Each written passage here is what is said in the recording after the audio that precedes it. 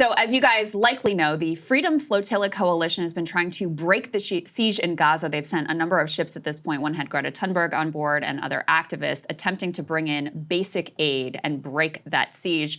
Both ships have at this point the activists were kidnapped off the ship, and we're now joined by Krystal, who many of you longtime viewers of the show will know is the founder of the Amazon Labor Union. He was on board that second flotilla and was not only arrested, essentially kidnapped off the high seas, but was beaten and detained in Israeli prisons for a number of days. So first of all, Chris, welcome back. Welcome home. Welcome back to the show. It's nice to see your face. Good to see you, man. Thank you. Yeah. Thank you for having me. Of course. So just take us through why you wanted to be a part of this and what your experience was. And we've got time, so take your time and explain to the audience what happened. Yeah, absolutely. Well, I want to definitely just touch on this. This mission was actually this was actually boat number 37. I know a lot of people gravitated to the Mad Lean. They thought it was like the first mission. They've been doing these flotillas since 2008. This only in the last 2 decades, really, only 5 flotillas actually made it to the Gaza Strip. So it was very important for me to join this last mission on the Hundella as a labor activist, as an American taxpaying citizen. I wanted to take a stance that was more direct. I've done a lot of protests. I've been to a lot of student encampments. I've been heavily involved with the pro-Palestine movement since the very beginning. And as a labor leader, once again, labor unions in America and the U.S. specifically have been very complicit, if not participating in this genocide, with shipping arms and manufacturing weapons still, with no resolution since October 7th.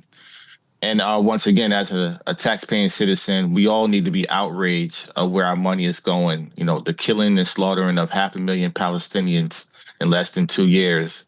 It's just inhumane. So for me to join this mission, I hope that it spread awareness. It seems like it did. Of course, the legacy media didn't touch on it.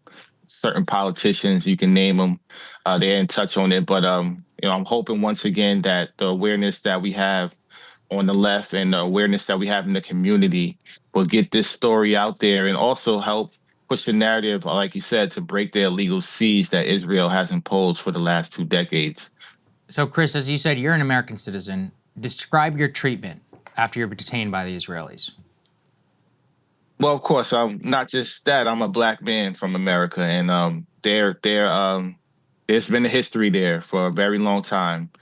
And as one of the only black passengers on the Hundella, I was kind of aware of what situation I was going into prior to going. But you know what? I said, it doesn't matter. People need to see the truth. And unfortunately, they bit the bullet. They as soon as we were transferred over from the IOF to the Immigration Port Authorities, I didn't consent to their propaganda stories.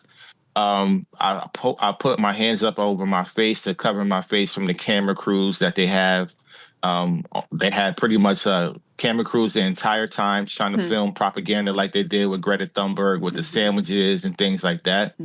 And when I did that, I was attacked by 7 authorities. They threw me to the ground. They put their knee in my back. They twisted my arms behind my back. And they had 3 guys on each side. They levitated me, and one of them was pulling my hair and using my chains as a noose to choke me until I couldn't breathe. Jesus. Then they took me to a separate room. They threw me against the wall a few times. And they were saying some racist remarks in my ear, saying that they're the furthest thing from my brother and, nowhere close to being brothers. And they kept me isolated from the rest of the passengers and volunteers for the whole time. They guarded me with 5 guards. And once again, I was treated differently from the rest of the crew.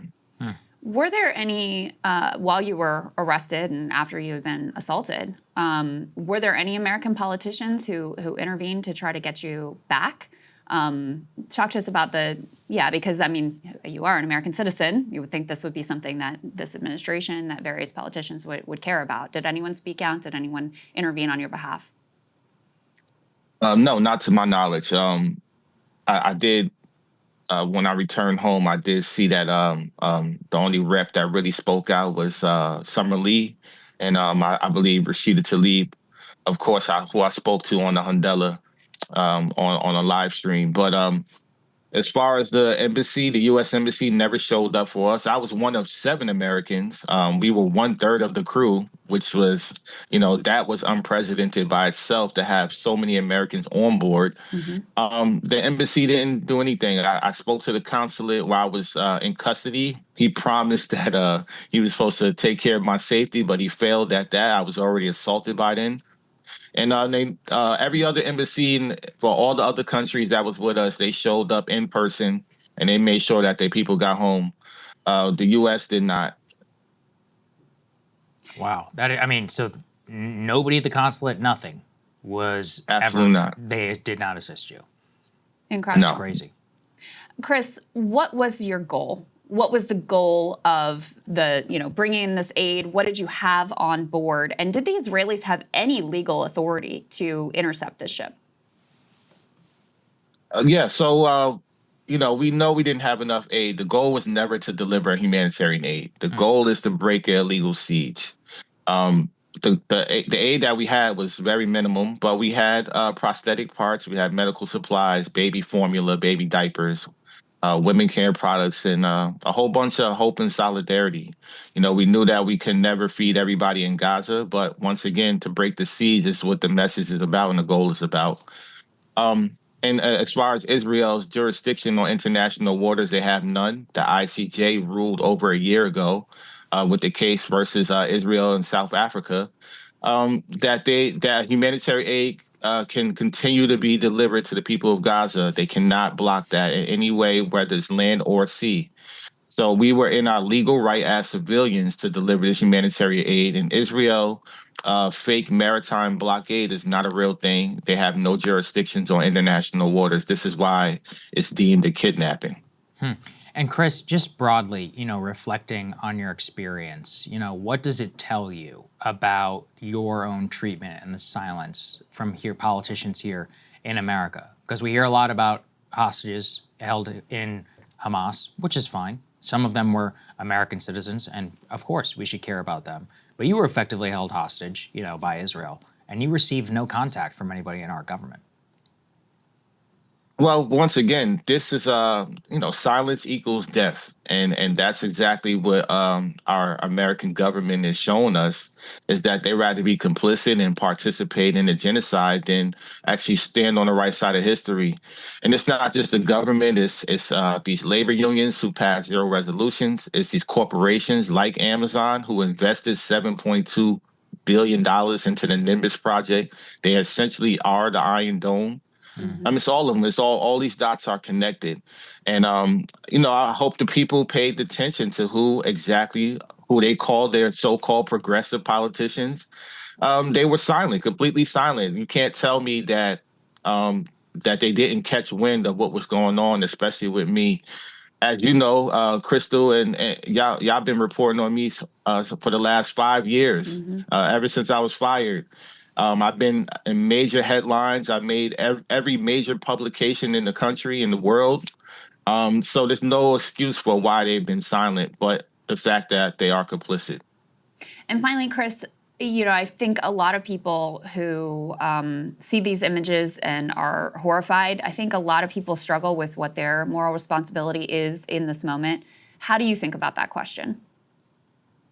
We all have a role to play, and that's exactly what I'm doing. As a labor leader, I chose to take more of a direct stance. I'm not encouraging everybody to do that because it's not meant for everybody to join these flotillas. We shouldn't have to put our lives on the line. This was a life or death situation, and I have children of my own. I wanted to return home and make sure that they have a future to live in. And that's what people need to think about, especially American citizens, once again, who taxpaying dollars are going towards this. We all need to be outraged, and whatever way you feel like showing your activism, it's the time. The time is now, and that's what we have to do. We have to hold these entities accountable, and we have to hold these people in power accountable right now. Wow. Chris Smalls, always great to see you. Great work here. Incredibly courageous, as you said. You put your life on the line for something you believe in, and that is truly to be commended. So thank you so much for joining us. Thank you for the work you're doing. Good to see you, Chris. Thank you. Thank you. Thank you. Thank you guys so much for watching. We appreciate it. Great Friday show for everybody tomorrow. See you then. Hey, if you like that video, hit the like button or leave a comment below. It really helps get the show to more people. And if you'd like to get the full show ad-free and in your inbox every morning, you can sign up at breakingpoints.com. That's right. Get the full show, help support the future of independent media at breakingpoints.com.